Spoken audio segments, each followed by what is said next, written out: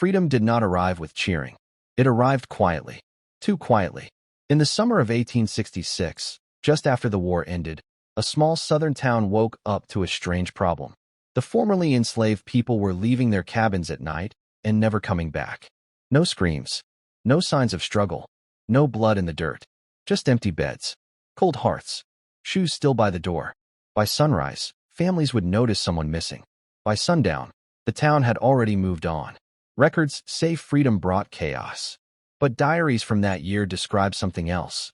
A calm that felt wrong, like the land itself was holding its breath. Church bells still rang. Markets still opened. But entire people vanished between dusk and dawn. And no one investigated. Not the sheriff. Not the church elders. Not the state. Because this town had decided, silently, that some disappearances were acceptable. What makes this story terrifying is not the violence. It's the patience. Because whatever was happening here did not rush. It waited. The town had no grand name. Locals called it Hollow Creek, though no official map marked it. It sat between timber land and swamp, surrounded by slow water and older trees. The kind that bend but never fall. Before the war, Hollow Creek was a plantation hub. After freedom, it reinvented itself as a place of order. That word shows up often in letters from the time. Order, stability, protection.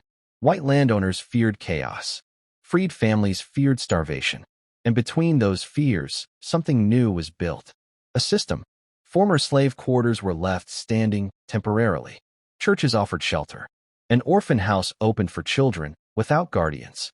A night patrol formed. Not official law, just neighbors helping neighbors. That patrol never wrote reports. People began to notice patterns. Those who disappeared had recently asked questions. Where's my land? Why is my child listed as an orphan? Why do the church doors lock at night? After those questions, they were gone. No funerals. No missing posters. No prayers spoken aloud. Silence became tradition. The church sat at the center of Hollow Creek. White paint. Tall windows. A bell that could be heard miles away. By day, it welcomed everyone. By night, it became something else. Formerly enslaved families were encouraged to sleep inside for safety. Especially widows. Especially children. Especially those without work. The doors closed at sunset. Some said they heard hymns long after midnight. Not singing, chanting. Slow. Repeating. Always the same verse. A woman named Ruth wrote in her journal that the church smelled different at night. Like iron. Like damp soil. She wrote one final line. They say God watches us here. But I feel watched by something that learned his voice. Ruth disappeared 3 days later. Her journal was found neatly folded inside a pew. By 1868, disappearances were no longer isolated. Entire families were missing. A state official finally visited Hollow Creek after a railroad worker reported empty settlements. His report survives, but it is only 3 paragraphs long. It says, no evidence of wrongdoing. Population relocation likely voluntary. No further action required. That same week, the orphan house expanded. Children were listed as wards of the church. Names were changed. Birthplaces erased. Skin tones described instead of ages. One boy, known only as Caleb, scratched a message into a wall behind his bed. They say we are free. But freedom does not feel like being counted. The wall was painted over. Caleb was never listed again. And Hollow Creek returned to quiet. But quiet, in this place, was never peace. It was preparation. The orphan house stood behind the church, close enough to hear the bell, far enough to pretend it was separate. It was built in a hurry. Local records show it was finished in just 11 weeks. No architect listed. No contractor named. Just a note, raised by volunteers. But inside, nothing felt improvised. The floors were thick. The doors heavy. The windows placed too high for a child to reach. Beds were lined in perfect rows, each one exactly the same distance apart. Children were brought here for many reasons. Some had parents who disappeared. Some were called abandoned after asking too many questions. Some were simply taken when no one was looking. At night, the matron counted heads. Always twice. Former residents later described a rule. No child was allowed to speak after the second bell. Not pray. Not cry. Not whisper. Those who broke the rule were taken downstairs. No one ever said what was below the orphan house. But children learned the sound of the steps. They learned how long it took for a scream to stop echoing. and they learned that the matron never went down alone. The orphan house basement was larger than the building above it. That should not have been possible. Former blueprints show no basement at all. Yet survivors described a stone chamber, dug deep into the clay, lined with symbols scratched into the walls. Not words, not letters, marks, circles inside circles, lines broken on purpose, shapes that felt older than the town itself. Candles were placed along the floor, always the same number, always lit before midnight. Children were brought down one at a time, not to be punished, to be measured. Height, breath, pulse. One man, who escaped at 17, said they listened to his heartbeat longer than they looked at his face. They weren't checking if I was alive, he said. They were checking if I was ready. Ready for what? He never learned. Because once a child was deemed suitable, they did not return upstairs. Their bed would be stripped, their name crossed out, their absence explained as transfer. And the town accepted it, because Hollow Creek had learned to trade children for peace. The night patrol wore no uniforms, just lanterns and smiles. They called themselves protectors, said they kept order when the law could not. They walked the roads after dark, knocking on doors, offering escorts to church shelter. If you refused, they wrote your name down. That list mattered. People on it disappeared faster.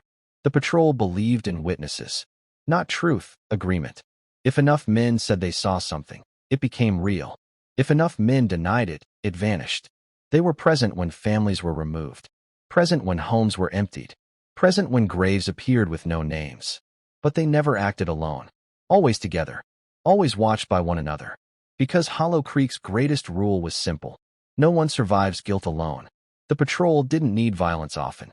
Fear did most of the work. And when fear failed, the church doors were always open. At night. By the early 1870s, the town noticed changes. Crops grew uneven. Water tasted metallic. Animals refused certain paths. Old trees near the orphan house started shedding bark in strips, like skin peeling away. People blamed weather, or war damage, or God's testing. But journals from freed families tell a different story. They wrote of dreams, of voices coming from the ground, of children calling names that no one remembered anymore, of something beneath the town that was no longer sleeping. One entry ends with a warning. They think they are in control, but the thing they feed is learning. That family vanished within the week. And Hollow Creek, once again, chose not to ask why. In 1874, for the first time, someone escaped Hollow Creek. His name was never written correctly. In church records, he appears as Elijah, Eli, and once simply Boy. He was 16 when the matron marked him as ready. That night, during the second bell, he hid, not out of bravery, but panic. He crawled under the orphan house stairs, pressing himself into a space meant for cleaning tools. He could hear the footsteps above him, the counting, the pause when someone noticed a number was wrong. They searched. Lantern light passed inches from his face.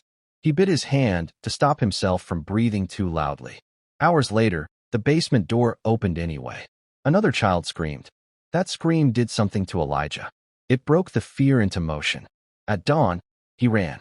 He didn't take food, didn't take shoes.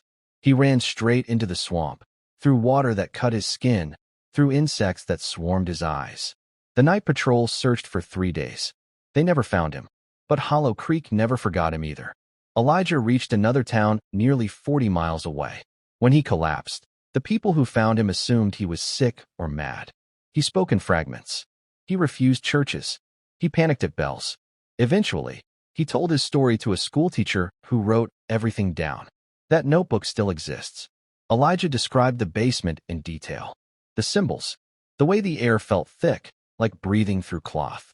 The men who never spoke during the rituals, but listened to the walls. He said the thing beneath Hollow Creek was old.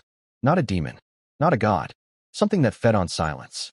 They give it people, Elijah said, and it gives them order. The teacher tried to send the account to the state. No response. A month later, she received a letter advising her to cease imaginative speculation. Elijah was moved west shortly after.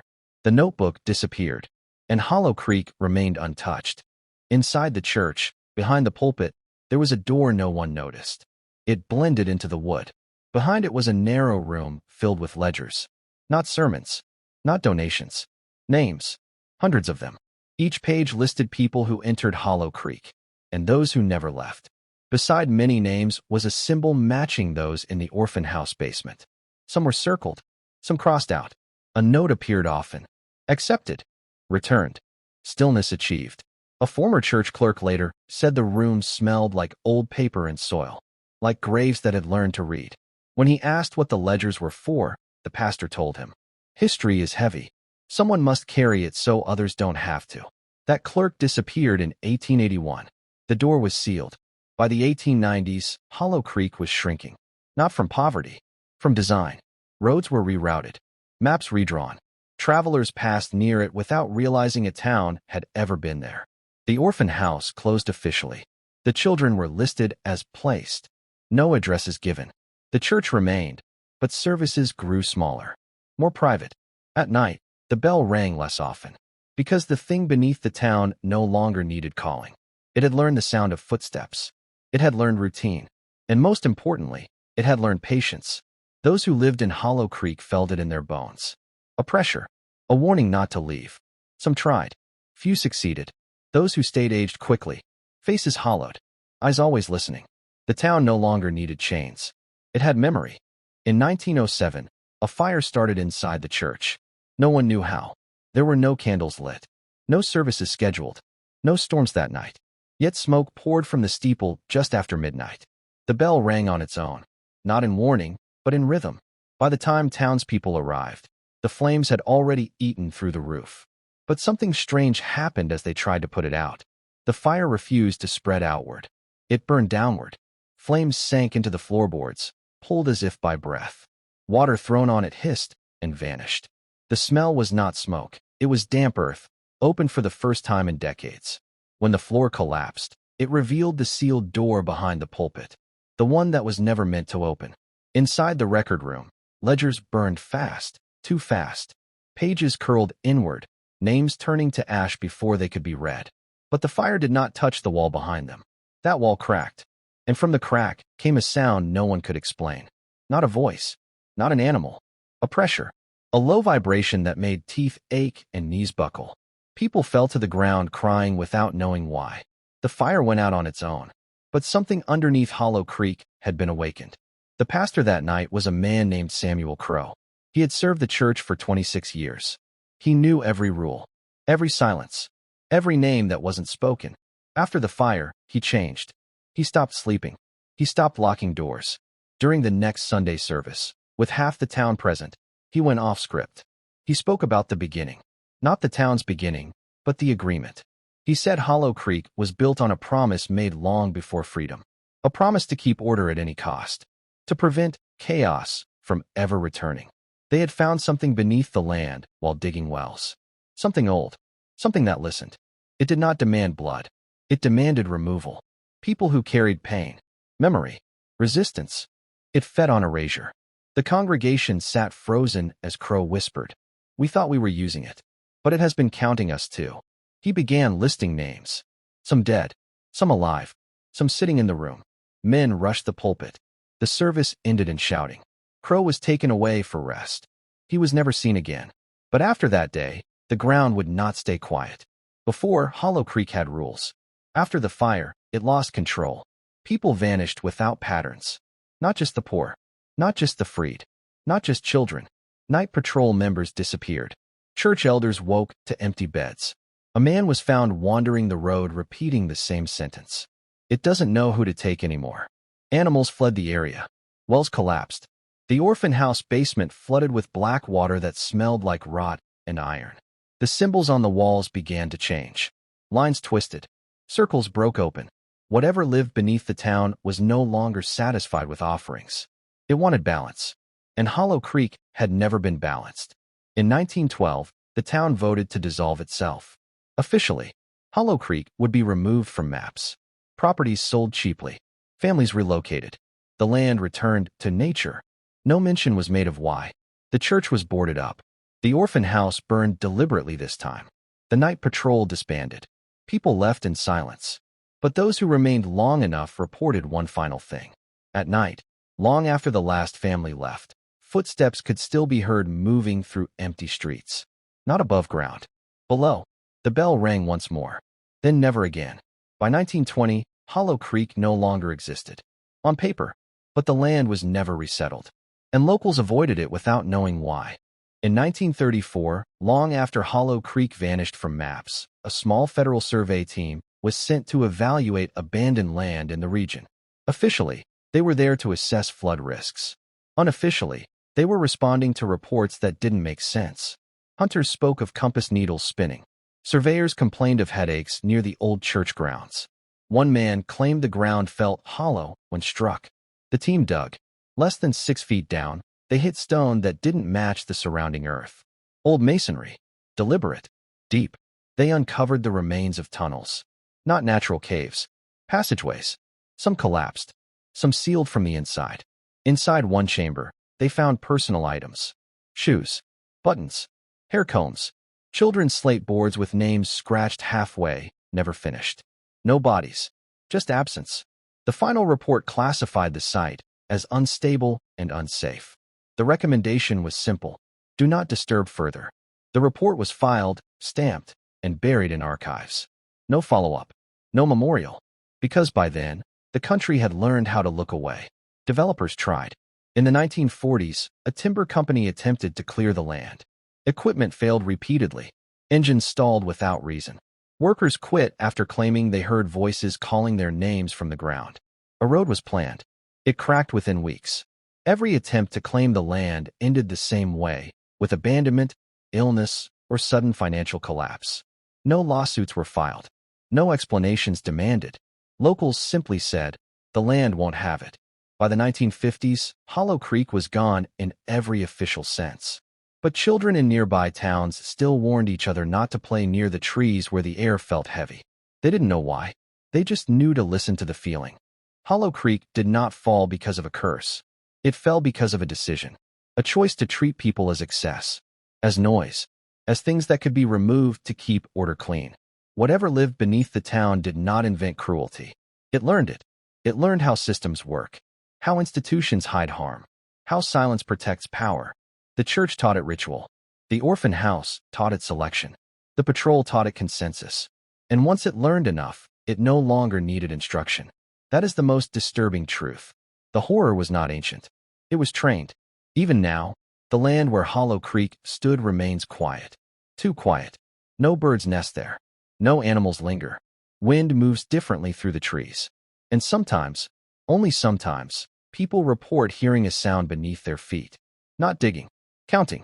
Slowly. Patiently. As if waiting to see whether the world has changed enough to notice. Or whether it can begin again. Because Hollow Creek was erased not to protect people, but to protect the lie that it was ever an exception. And if this story feels uncomfortable, heavy, or familiar, that's because it isn't finished. Some places disappear. Some truths are buried. And some things are still listening for silence.